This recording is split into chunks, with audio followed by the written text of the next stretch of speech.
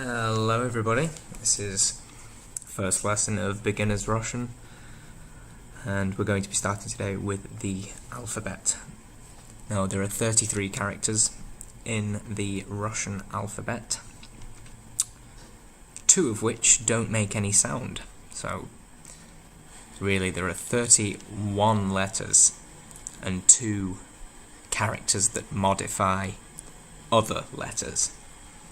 Now, as I'm sure you're aware, Russian doesn't use the Latin A, B, C alphabet that English uses. Rather, it uses the Cyrillic alphabet. But I'm sure that you already know this, given that you're watching this video. So, let's begin with the Russian alphabet. Русский алфавит.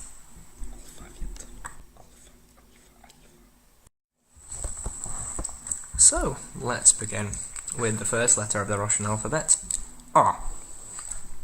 A. So it's kind of like the letter A in English, more similar to the American variety, the American pronunciation of the letter A, but not always.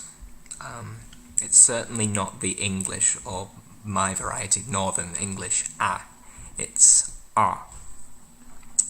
And we've got a few example words here. So the first word that we're going to learn is A, which is a letter and a word. And as a word, it means but or whereas. So it's quite a common word, and it's definitely worth remembering. The second one, not so useful, but you may encounter it. Ad. Ad. A-D, kind of. Ad, which means hell. So, you probably won't be using that word all too often, but it's always useful to know.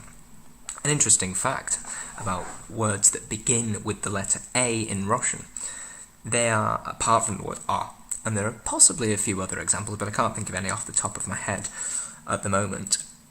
Words that begin with the letter A in Russian, are typically borrowings from other languages. So the word for bus is avtobus, so like autobus. I think that's from French.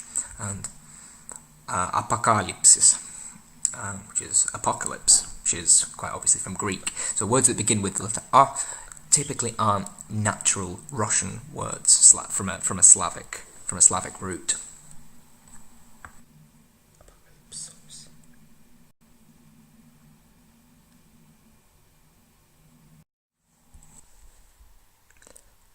The next letter, the second letter of the Russian alphabet, is B. B.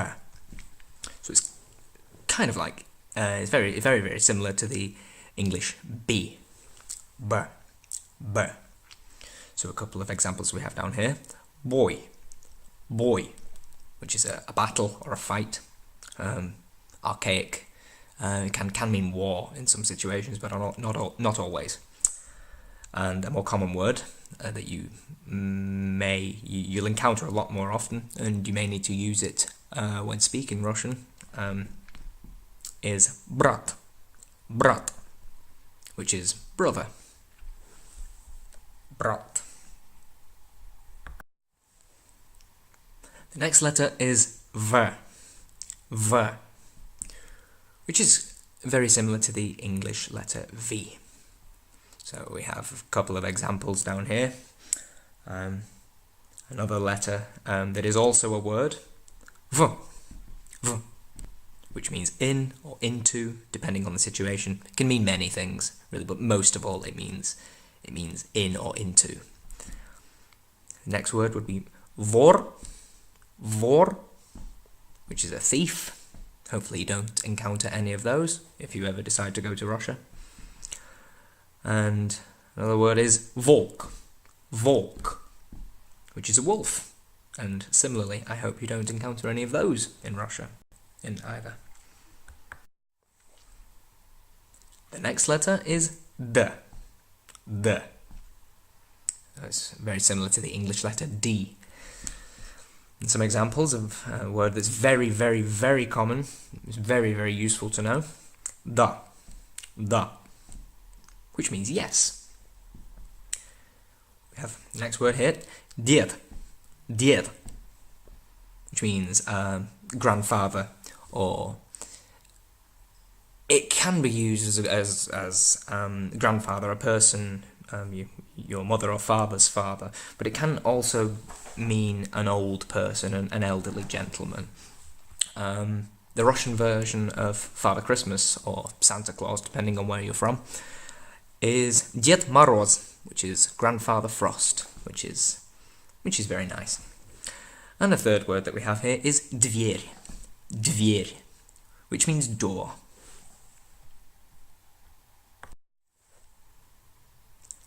The next letter we have here is yeah. Yeah. It's similar to the English word yeah, short for yes, and it can sometimes be pronounced as but not always. It's most of the time it's yeah. Yeah. So in this first example word here we have yeda. Yeda, which means food, which is always nice to have. The second word that we have here is есть. Есть, which means to eat. It also means is, but we'll get onto that in another lesson, because Russian doesn't have the verb to be, and it doesn't really have the word is in the same way that the word is used in English. And the third example word here we have is если.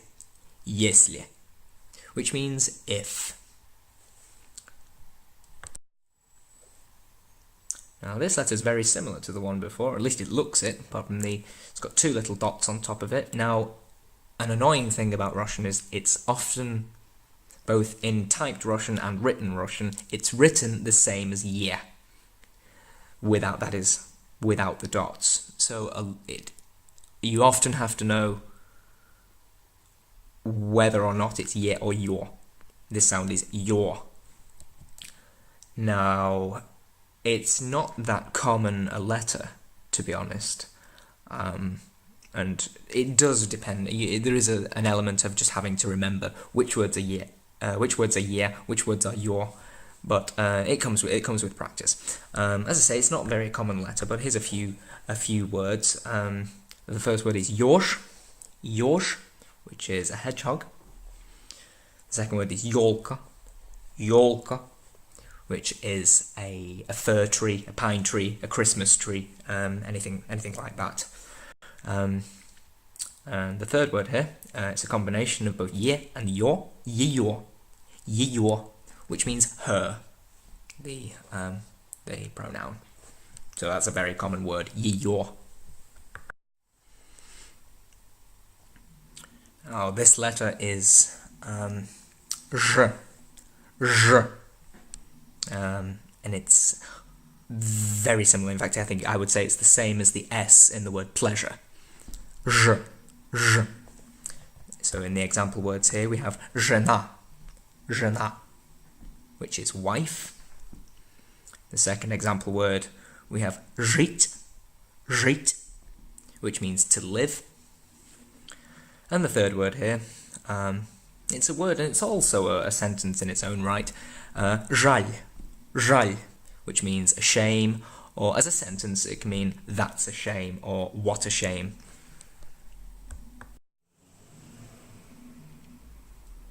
This letter here is Z. So it's identical to the English letter Z, or Z if you're American. So here we have a couple of example words. A very short word here, and it's quite common. Za, which means for. It can also mean behind or beyond. But in later lessons you'll see when it means behind or beyond and when it means for. Za. The next word here we have завтра, which means tomorrow. If you'd like to know why it means that, as I said before, za means beyond, and that vtra bit there used to be utra, which in modern Russian means morning, and the old word used to be za utro, so beyond the morning, so tomorrow. You can see how that word means what it does.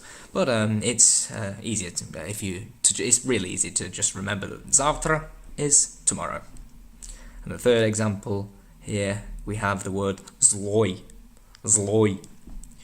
which means evil or bad. It can actually mean many things. If you see a sign in English that says caution or beware of the dog on a property that's got a particularly nasty dog living there, in Russian you'll see zlaya sobaka, which means literally evil dog. But that sounds very strange in English. You'd say beware of the dog, or a bad-tempered dog. So it means bad-tempered or evil or bad or malicious.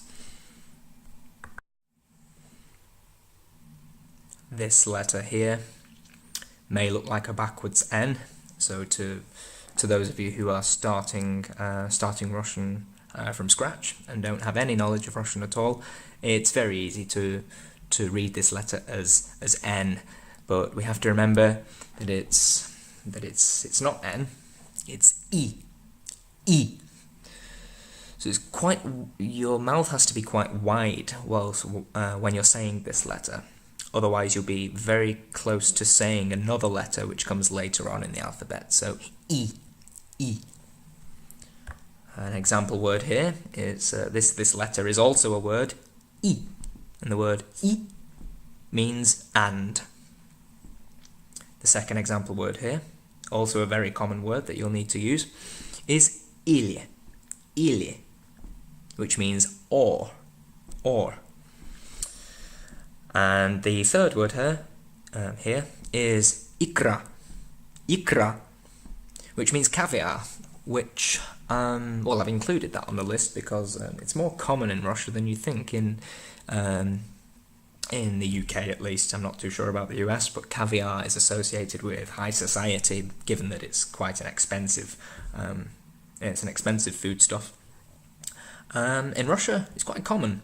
You get red caviar and you get black caviar. Black caviar is the expensive stuff. Now, red caviar, even if you go to pubs and bars and clubs in Moscow, in Russia, you'll see that they often sell sort of little caviar sort of sandwiches or caviar on bread. It's very strange actually to Westerners when going to Russia, because often in clubs and pubs and bars and things they don't really sell food like that. But in Russia, caviar is quite common, and it's good for chasing down vodka as well. So ikra. Now this letter here looks very similar to the one before. The name of the letter is I kratkaya, which means short I. The reason it's called that is because it often comes at the ends of words, and it's a little bit like the letter Y at the end of a word in English, like boy or toy. So it's a Y sound, and it's very, very short, and as I said, it often comes at the end of words. So the first example word here, it comes at the beginning. The word is yogurt, which means yogurt, obviously. Now, that's a foreign borrowing. The word's not originally a Russian word. They've had to borrow that from probably English. I'm not too sure where the word yogurt comes from in English, actually, but I assume the Russians borrowed it from English. That's why you find this I kratkaya letter at the beginning. So we have yogurt. The next word here is an imperative verb, which is a command verb. And here we have pie, which means drink, as in drink something, telling someone to drink something. You might hear that quite a lot in Russia. And this word is a word that we encountered before. I've only included it here because I needed a word that ends in I kratkaya, excuse me. A word that you've ideally already encountered before. So we have boy again. So that's I kratkaya. The next letter in the Russian alphabet is K. K. Which is very similar to the English letter K. However, it's pronounced a little bit further back in the throat. It's not K. There's no puff of air that comes out of the mouth. It's K.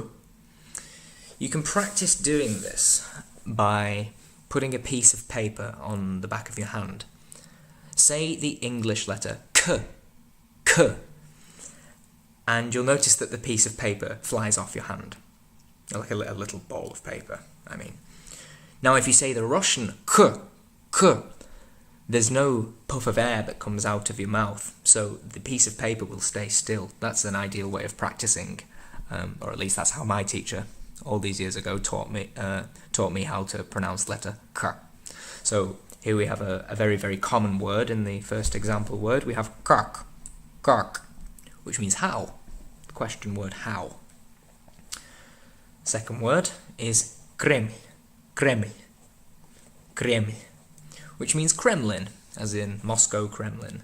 Or, you see, the Moscow Kremlin isn't the only Kremlin in Russia. There are very many. The Kremlin really, it means Kremlin in English, and it also means citadel. So a fortified sort of settlement originally. So what sort of where cities started, and then cities start in a place and then expand outwards, and that's really what a citadel is. It's a fortified position. The next word we have, it's got a capital letter at the beginning because it's a town in Russia. Kazan, Kazan. It's a beautiful place, and they have absolutely ginormous tomatoes over there. So if that's something that interests you, then I do recommend visiting.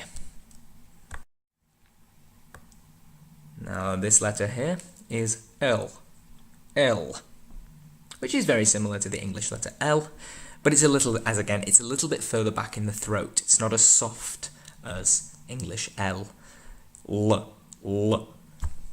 So in the first example word here, we have luk, luk, which is an onion. I think it means something else as well. It might mean archway. I'll have to check that. But for the moment, luk is onion. The second word is losh, losh, which is a lie. And this third word here, don't be scared, I know it's quite long. This word is Leningrad, Leningrad, Leningrad, which is Leningrad in English, which is the former name of the city St. Petersburg. So St. Petersburg used to be called Leningrad, Leningrad. Here we have the letter M, M, which is pronounced just like the English M, and it looks just like the English M, which is very convenient. So the first example word here we have is mum, mum, which means mum or mom if you're American. The second word here is mать, mать, which means mother, so it's a more polite way of addressing your mum, or anyone's mum for that matter. And the third word, quite important again, it's another city name. This is Moskva, Moskva, Moskva, which is Moscow. This letter is the letter N, N, which is very similar to the English letter N. Do beware, it looks like an H, but it isn't. In fact, the Russian language doesn't have the sound H. Some dialects of Russian do. Russian is a language with very few dialects. So there are some southern, some accents in southern Russia and towards the border with Ukraine that pronounce the letter G as H. But in traditional, normal, standard Russian, there is no H sound like there is in English. So this is the letter N, N. So we have the example word here. This is a very, very important word. It's the opposite of da, yes. This is niet, niet, which is no. The second word here is nож, nож, which is a knife.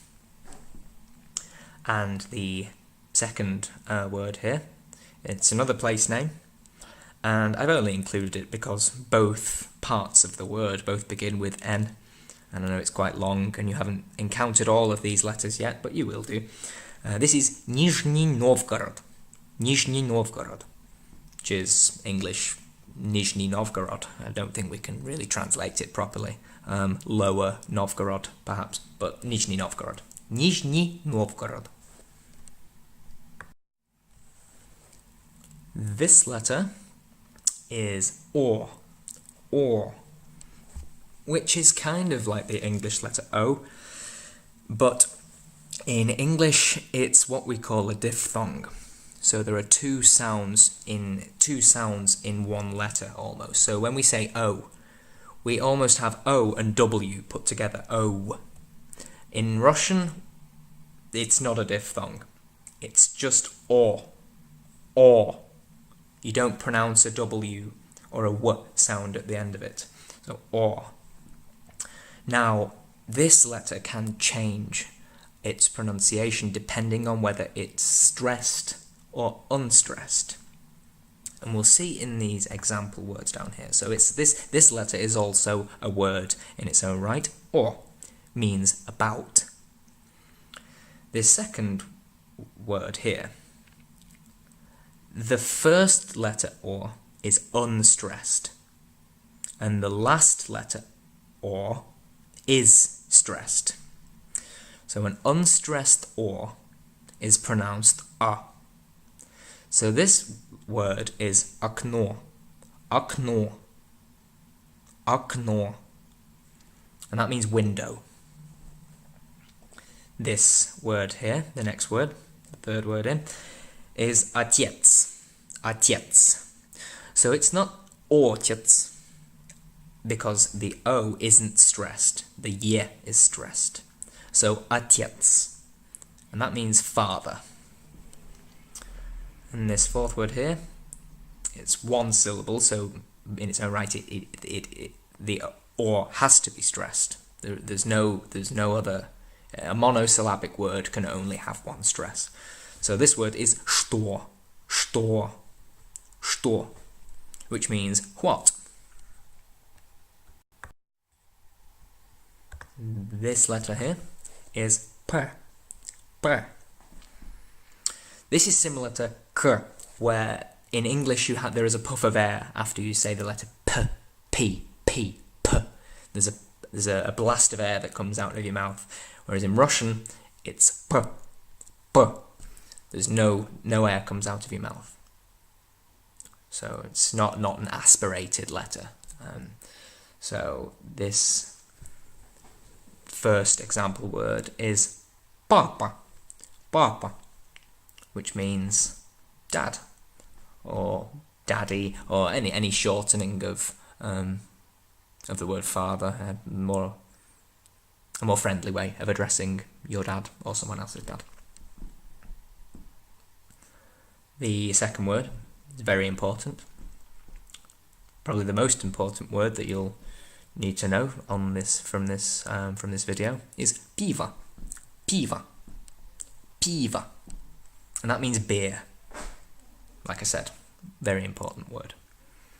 And the third word is pod, pod, pod, which means below or under or underneath.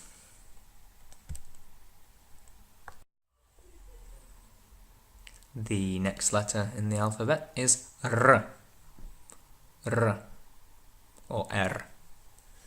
And it's like the letter R, but rolled, a trilled R. So if there are any Scottish people watching this, this might be a little bit easier for you to pronounce. R, R. It's a little bit, if you can't do it, it's a little bit tricky to learn, but keep practicing doing it, and it will come to you. You just have to keep working at it. So if English speakers find this sound particularly hard, speakers of American and British English, English particularly. So people from Scotland can often do this quite well. R, r. So the first word in the example sentence is ruble. Ruble. Now that's ruble, which is the currency of the Russian Federation. The second word is rot. Rot. Rot, which is mouth. And the third word is rika. Rika. Rika, which is a river. This letter can be a little bit confusing because it looks like the letter C, and you'd be very tempted to want to pronounce it K, but we've already had the sound K. It looks like a K. This letter is S. S. S. S. So the first word we have here, grow up if you're giggling at this word. This word is sok. Sok, which is juice. Second word is Sibir. Sibir, which is Siberia, which is, I'm sure you're aware, it's a very large area of the Asian part of the Russian Federation, spanning thousands and thousands and thousands of miles. It's absolutely huge and quite cold in winter. It's not always cold. But yes, Siberia, Sibir. The third word we have here is Samara. Samara, which is another town, city, and it's Samara. I don't know what else we call it in English. Samara, and that's located in the southern part of European Russia, just north of the Caucasus. Now this is a nice easy letter for English speakers. It looks like a T, and it's pretty much pronounced like a T. T, T, T, T. Again, it comes from a little bit further back in the throat, and there isn't a big puff of air. It's not an aspirated letter, a bit like P and a bit like K. So T, T. So the first example word we have here is tam, tam, tam, which is there or over there. And the second letter is the opposite, tut, tut, tut, which is here or over here. And the third word is tot, tot, which is that. That in English means quite a lot of things, but we mean it in Russian. Tot is the demonstrative, is a masculine demonstrative pronoun. Don't be scared if you don't know what that means. That essentially means saying something like that man or that house. So it's when you're talking about a particular thing. It's not I think that he is a good person. It's not that kind of that. This letter here is U. U. Now, it looks like the English letter Y, but do be careful. It's not Y, because we've already had that sound. I kratke makes the sound I. This is U. U. Now, this is another one of those letters in the alphabet that is also a word. It means U means with, amongst, at the house of, by, means quite a lot of things. But U is a word. The next word is уже, уже, which is already. And the third word is Ural, Ural, which means the Urals. So the geographical area, the mountainous area that traditionally separates European Russia from Asian Russia, and it's often called the boundary between geographical Europe and geographical Asia. Ural, Ural. This letter here is F. F. Makes the sound F. F. Now, this is another one of those letters, a bit like R. It's not a very common letter at all, and it's often used only in foreign borrowed words. It's a word that has the letter F is not from a Slavic root. It's always from a borrowed word. So this first word here is a male name. It's Fyodor, which is the equivalent of Theodore in English. So that name is borrowed, I believe, from Greek. So Fyodor. That name is also shortened to Fedya. The second word is flag, which, you guessed it, means flag. Flag. That's borrowed from English. And this third word here is straf, which means punishment or a penalty. Often like a kind of, if you were to get on the metro in Moscow, the subway, and you didn't have a valid ticket, and somebody caught you, you'd be given one of these, straf, which is a kind of a fixed penalty. And you don't want one of those in Russia either, because they're notoriously difficult to pay. Now, this letter here is ch. It looks like the English letter X, but don't pronounce it x.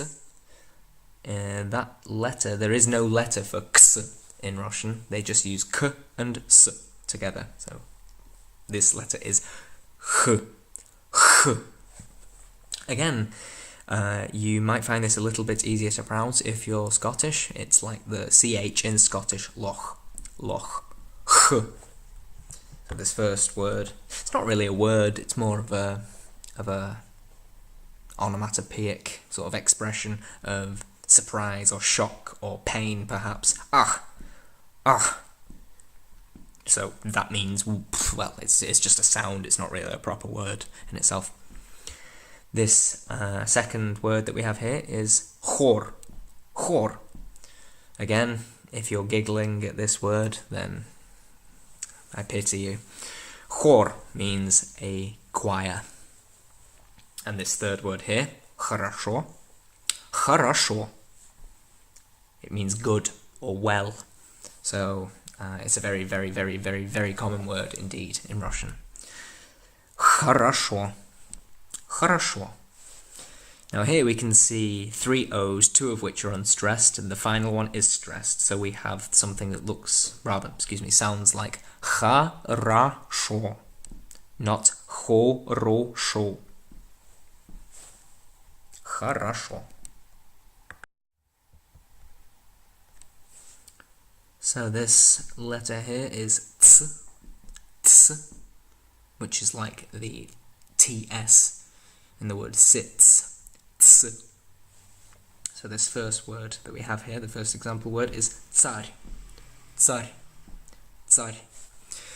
which means king or emperor, and it's from the word Caesar, as in Julius Caesar. Tsar. In English, I guess you can translate it in a Russian context as Tsar, as in Tsar Nicholas II. Tsar. This second word is very important, especially after a night of drinking piva. You're probably going to want some pizza at the end of the night. And I won't insult your intelligence and tell you what that means, because I think you know what pizza means. And this third word here is молодец, which literally means young man. But very strangely, it doesn't mean that when you say it to somebody. If you say молодец to someone, it means well done, or great job, or congratulations. Can mean many different things depending on situation. So if you say to someone, I've just quit smoking, and they could say, молодец. Hey, well done. Great job, well done. This letter is ch. Ch. So it's kind of like ch in English. So cheese, for example. Ch. Ch. This first word is very important to me as an Englishman. It's also very popular in Russia as well, fortunately for me. Chai.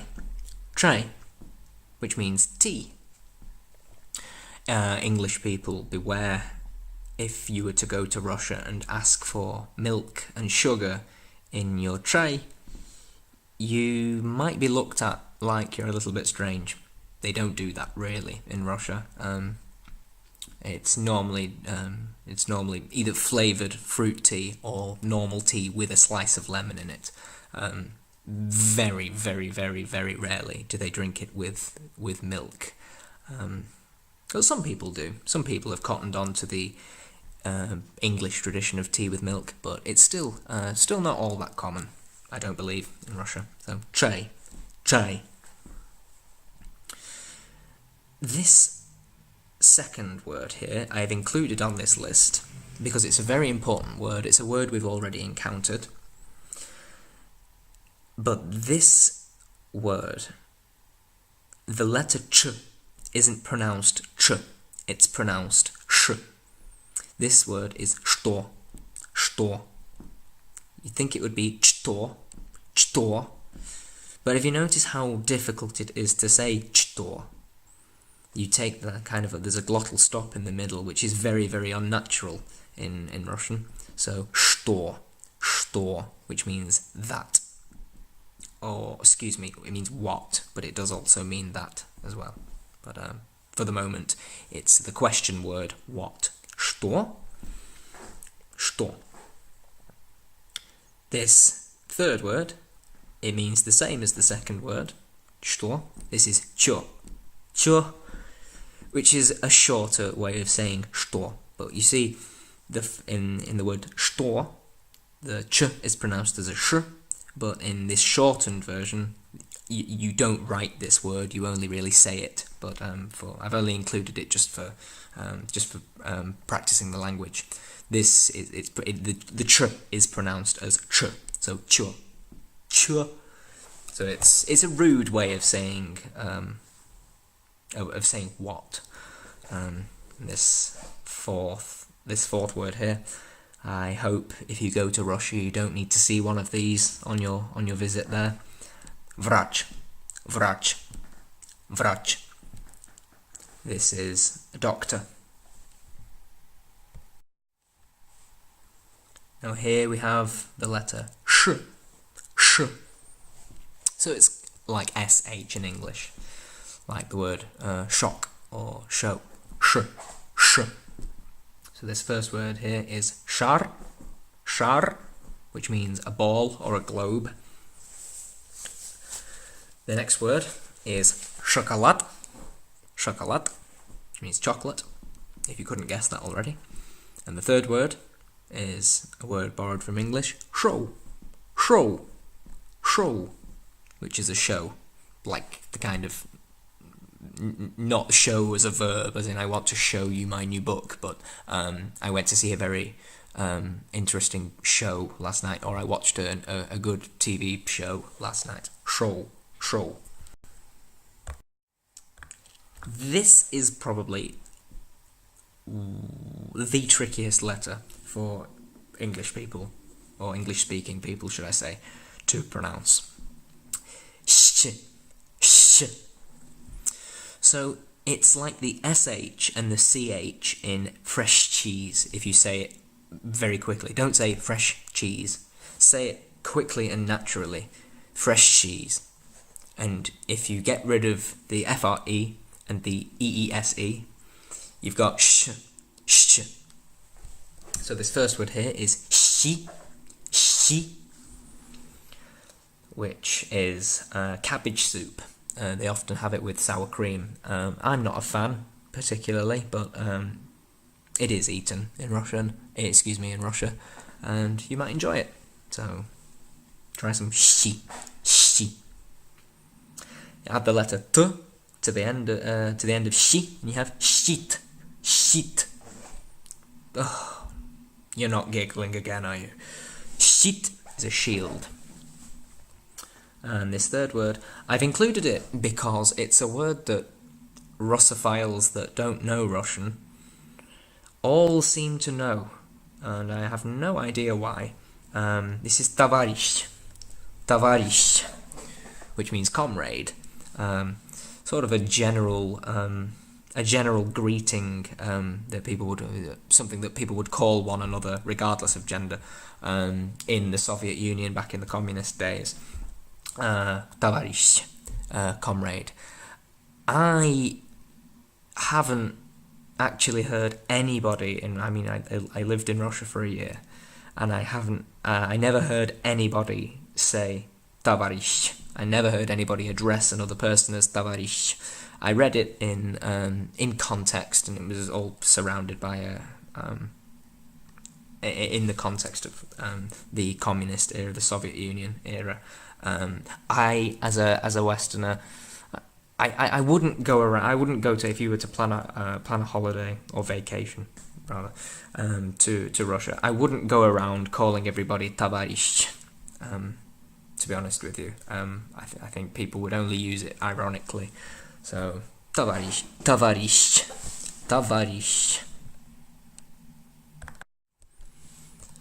Now, at the beginning of the video, I mentioned that Russia, the Russian language has two characters in its alphabet that don't make a sound. This is the first of those two. Tvyordый znak, which means hard sign.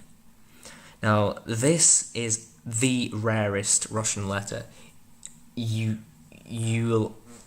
very, very, very, very uncommon indeed. You're very unlikely to see it. As a beginner, as somebody who's only just set out to learn the language, you're probably not going to encounter it for quite a long time. It's more for splitting roots of verbs from their prefixes when you need to keep the sound hard. It's quite complicated, but if you get that far, if you decide to go into doing some more advanced Russian, you might need it a little bit more. But this hard sign makes the letter that comes after it pronounced hard, or at its full value. So this word is objekt,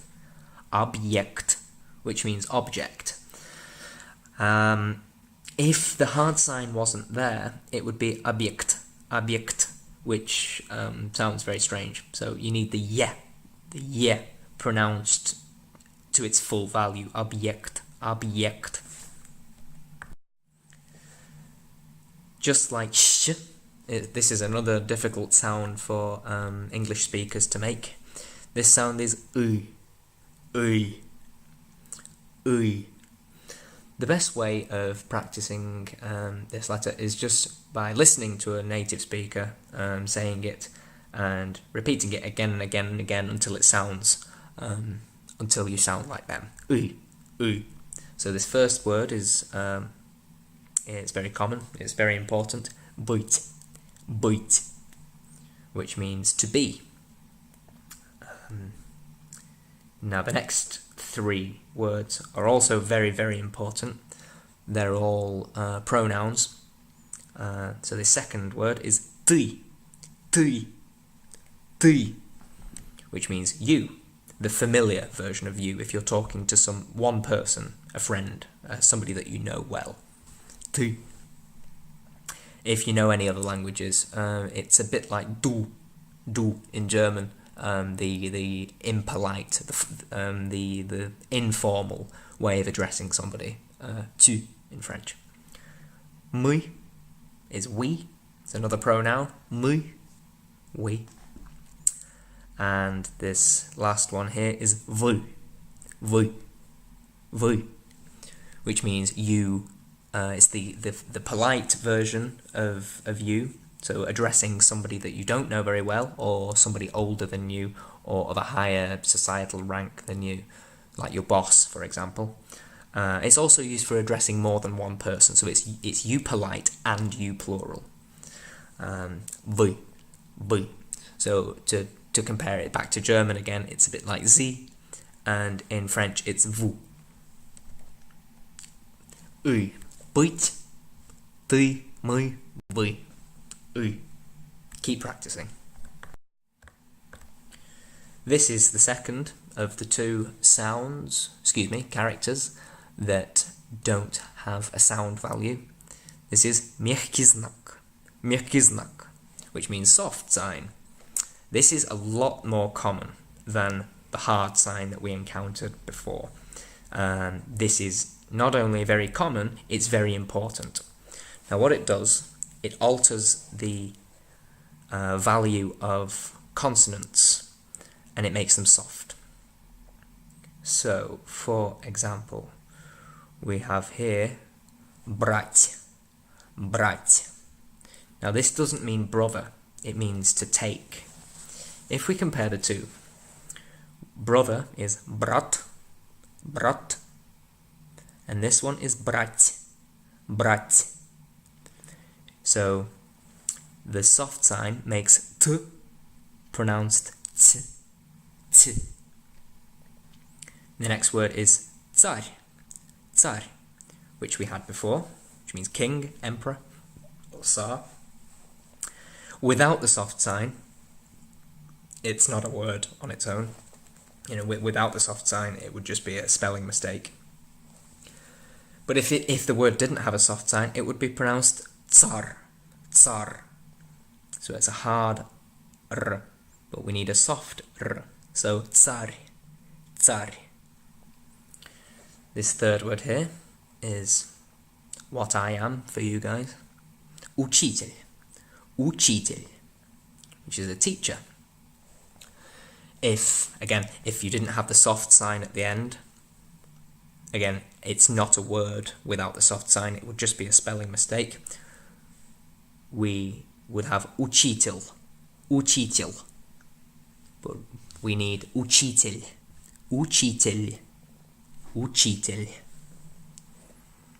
And this fourth word here is огонь, which is fire. The soft sign most often comes after the letters t, l, and n. But it can come after r, as we've seen in tsar. It can come after the letter d as well. And it can also come after the letter m. But that's very, very, very uncommon indeed. You're not going to encounter that very often. So yes, this is the soft sign, and it must be pronounced, even though it's not a pronounceable letter. But you must alter the consonant value of the consonant that comes before the soft sign. So otherwise, you'll confuse some words. So as for example, this first example here, brać, which means to take, and brat, which means brother. That's where the soft sign makes all the difference, and there are many examples where a soft sign can make a word mean something else. Here we have Now this is different from ye in that it's always pronounced And this is also a word that's, a letter that's only used in foreign borrowed words. So this first word is express. If you go to Moscow, you'll arrive at Domodedovo airport, and to get into the the city centre of Moscow, you need to get the Aeroexpress. Express. This second word is echo, which is an echo. So that word, I believe, is also from Greek. And this third word here is aeroport, which is an airport. Be careful not to say airport. The e must be pronounced separately from the a. Aeroport. Aeroport. This letter here, the penultimate letter of the Russian alphabet, is U. U. A bit of history behind it, for if you're interested. This sound used to be pronounced Io. Io. And you can tell because it looks like the letter E, or rather the letter I, plus the letter O. And in Old Russian, the letter E could also be written like the English letter decimal I. But over time, it stopped being pronounced Io and started being pronounced U. U. So this first example word here is yubka. Yubka. Yubka. Which is a skirt. And that's from the French jupe. Jupe, I think. Anyway, I'm not too sure. My French is absolutely terrible. This second word is Yuri. Yuri. Yuri. Which is Yuri, a male first name. I was disappointed when I arrived in Russia, in that I thought everybody would be called Yuri. It's almost a stereotypical Russian name, but I never met a single person called Yuri. Yuri. Nevertheless, it's a male first name, Yuri. And this third word, it's very important. We all need it. It's Lyubov. Lyubov. Lyubov. Which is love. Ah. Now, last and certainly not least is the letter Ya. Ya. Ya. Which is another one of those words that is, one of those letters that's also a word. And it's a very important word. It's the pronoun I. I. So, Ya. Ya. The second word is related to the word ya, but it's in the object form, the accusative case as we call it, but we'll get more into that in subsequent videos. So we've got minya, minya, which means me. So I is ya, me is minya. And this third word has nothing to do with me, and it has nothing to do with I. It's yablaka. Yablaka. Yablaka, which means apple, as in the famous fruit. So that is the end of the Russian alphabet. I think we should go over it one more time, just to quickly recap. So we have A, A, B, B, V, V, G, G, D, D, Ye, Ye, Yo, Yo, Ž, Ž, Z, Z, I, И краткое, И краткое, К, К, Л, Л, М, М, N, N, О, О, П, П, Р, Р, С, С, Т, Т, У, У, Ф, Ф, Х, х, ц, ц, ч, ч, ш, ш, щ, щ. Твердый знак. Твердый знак. Ый. Ый. Мягкий знак. Мягкий знак. Э. Ю. Ю. Я. Я. So that's it. That's the Russian alphabet. 33 letters, or rather 31 letters, 2 sound-altering characters, and 1 mind-blowing experience for all of you watching this video. So thank you very much for paying attention, and I hope you join me on the next video, in which I will be introducing you to a few basic phrases, a few basic Russian conversation phrases, things like hello, how are you, what's your name, where are you from, things like that. So that'll help you see these characters that you've learnt today used in real life situations. It'll help you to read. It'll help you read, and it will give you a grounding in the Russian language, just the very, very basics. So thank you very much for watching. Спасибо за внимание, and I will see you next time. Пока-пока.